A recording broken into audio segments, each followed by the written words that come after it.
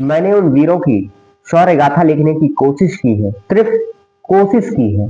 उनकी शौर्य गाथाएं एक पंक्ति में नहीं पिरोई जा सकती, इसलिए मैंने एक प्रयास किया है कि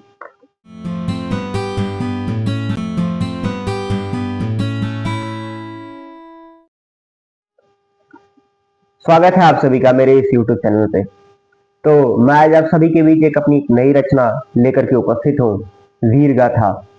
वीर गाथा वीरों की होती है, वो वीर जो हमारे देश के सीमाओं पर उपस्थित है। आईटीबीपी, बीएसएफ और थल सेना, वायु सेना, जल सेना और उन सभी लोगों के लिए जो भारत को सपोर्ट कर रहे हैं, भारत के लिए लड़ रहे हैं। कविता उन्हीं वीरों के लिए है कि कल दर्पण के पास गया सच ढचकर कविता लिख डाली।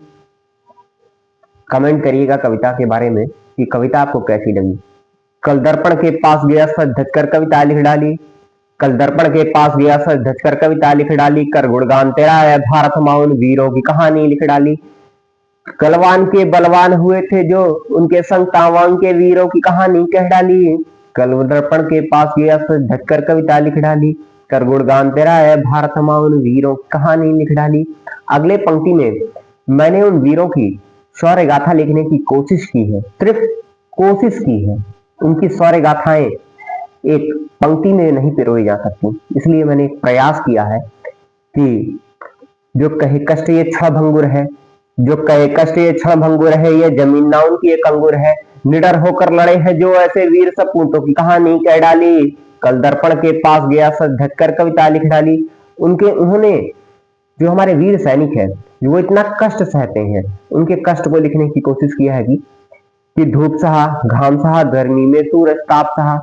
धूप सहा घाम सहा गर्मी में सूरज ताप सहा। निडर होकर लड़े हैं जो ऐसे वीर सपूतों की कहानी कह डाली। कल दर्पण के पास गया सच ढचकर कविता लिख डाली। कर गुणगान तेरा है भारत माँ उन वीरों की कहानी लिख डाली। कल दर्पण के पास गया सच ढचकर कविता लिख डाली। कर गुणगान तेरा है भारत माँ उन वीरों की कहानी लिख डाली। इन्हीं सबके साथ जय हिंद, जय भारत आप सभी को।